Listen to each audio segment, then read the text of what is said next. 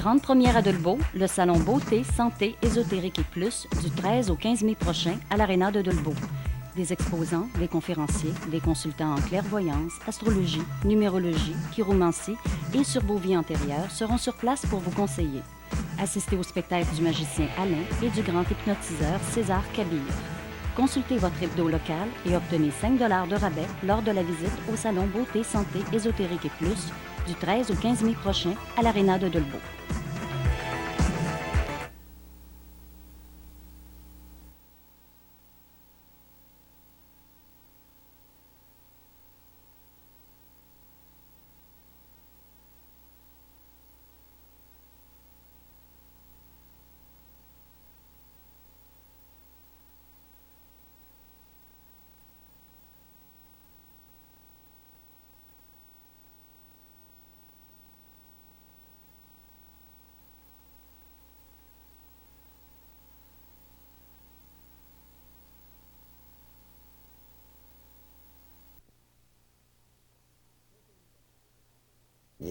De Communication Québec, Francine Harvey. Francine, bonjour. Bonjour, Guy. Tout d'abord, Francine, bonne année. Vous, la même chose, Guy.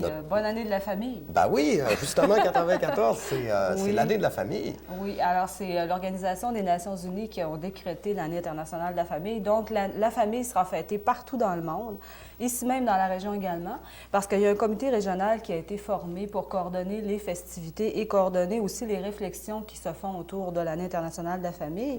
Communication Québec coordonne les communications de ce comité régional de la famille. Alors, pour tous ceux qui voudraient avoir des informations sur l'année internationale de la famille, il suffit d'appeler à un de nos bureaux de Communication Québec. On a un dépliant en main qu'on pourra vous faire parvenir aussi qui explique l'année internationale de la famille, le thème, le logo, etc. D'accord.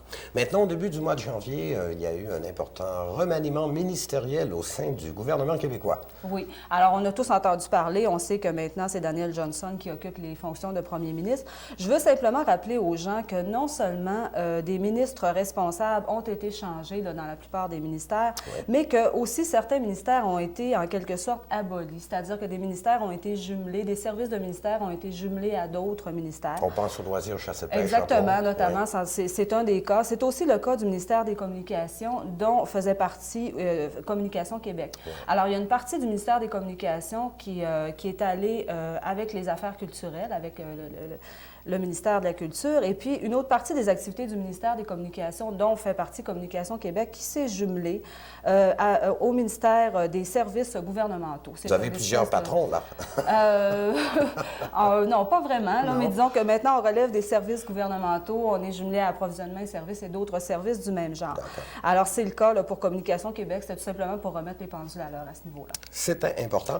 Je voulais dire aussi, je m'excuse, si des gens voudraient avoir des informations sur ce remaniement ministériel-là, pour en savoir davantage, on a tout ce qu'il faut comme information à Communication Québec. D'accord. Également, depuis le 1er janvier, Francine, il y a le nouveau Code civil qui est en vigueur. Oui. Alors, on en a parlé un petit peu avant les fêtes. C'était important de le faire parce que, comme on dit, le Code civil, ça touche tout le monde parce que c'est en quelque sorte toutes les règles de vie en société qui sont touchées par le Code civil, la famille, les successions, l'état civil, la consommation, la santé, etc. Alors, pour toute information, on a des dépliants à Communication Québec, on a beaucoup de documentation sur le sujet. C'est gratuit, il suffit de nous appeler pour avoir les informations. On a aussi les demandes de certificats de naissance, les formulaires nécessaires à nos bureaux. D'accord. Voilà. On va parler des jeunes. Est-ce que les jeunes peuvent participer à un chantier bénévole en Europe? Oui, alors c'est le mouvement Chantier Jeunesse qui offre aux jeunes de 18 à 25 ans la possibilité de participer à des chantiers en France, en Belgique ou ailleurs en Europe. Ça se passe vers la fin d'avril jusqu'à la mi-juin. C'est 4 semaines au Québec puis 3 en Europe. C'est une expérience évidemment qui est intéressante. Il faut s'inscrire dès maintenant. C'est vraiment le temps de le faire. L'information est disponible toujours à Communication Québec. D'accord. On va reparler du Code civil qui prévoit une indexation automatique des pensions alimentaires au 1er janvier de chaque année. Hein? Oui, alors c'est comme ça depuis 1988. L'indexation est toujours fixée en fonction de l'indice annuel des rentes. Cette année, c'est 1,9 %. Donc, si vous êtes une personne séparée ou divorcée qui reçoit une pension alimentaire, cette augmentation-là doit s'appliquer à votre cas probablement, à moins que votre jugement de divorce ou de séparation ne spécifie un autre indice d'indexation que celui-là. Il faut vérifier, relire le jugement ou alors aller vous informer au bureau des pensions alimentaires du palais de justice le plus près de chez vous pour avoir l'information à ce sujet-là. D'accord. Il y a la semaine prochaine le Bureau d'audience publique sur l'environnement, soit le BAP, qui est dans la région. Oui, alors des représentants du BAP seront à Roberval, plus précisément, mardi le 8 février à la Bibliothèque municipale de Roberval. C'est pour parler avec le public des impacts environnementaux du projet d'agrandissement de la marina de Roberval. Alors, les personnes intéressées pourront rencontrer les gens du BAP. D'accord. Et on termine avec les numéros de téléphone pour vous rejoindre. Oui, alors 2 bureaux de communication Québec dans la région, à Saint-Félicien, 679-0433, Jonquière, 695-7850, ou sans frais, le 1-800-363-1363. Merci, Francine. Merci. À la prochaine.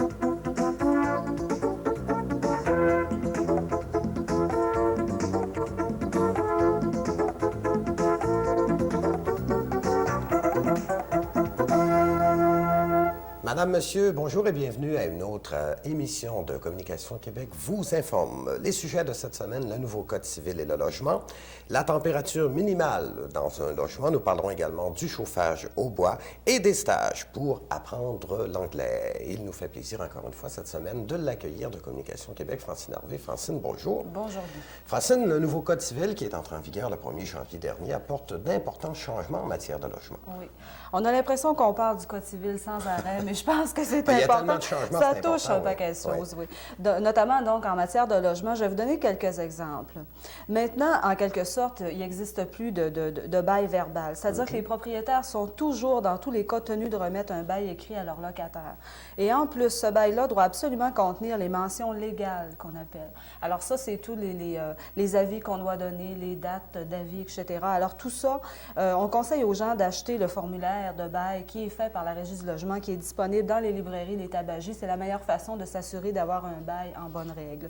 En ce qui a trait, par exemple, aux augmentations de logements, les propriétaires et locataires peuvent maintenant s'entendre à l'amiable sur un taux d'augmentation parce que par le passé, il fallait calculer, d'après les augmentations de taxes, d'assurance, etc., il y avait un calcul fixe à faire. Maintenant, ce n'est plus le cas. Maintenant aussi, les propriétaires peuvent contester un réajustement de logement. Ils peuvent contester auprès de la Régie, eux autres aussi dans ces cas-là. Un autre exemple aussi de changement, une personne âgée peut résilier son bail si elle ne peut plus occuper son logement en raison d'un handicap, par exemple. Alors, toutes ces informations-là se retrouvent écrites dans une brochure qui est disponible actuellement, qui s'appelle « Le nouveau Code civil en matière de logement ». Elle est disponible, évidemment, en nous appelant à Communication Québec. Cette brochure-là, on la voit à l'écran présentement, d'ailleurs. D'accord. Et selon la Régie du logement, les propriétaires qui louent un logement chauffé sont tenus de le maintenir à une température minimale.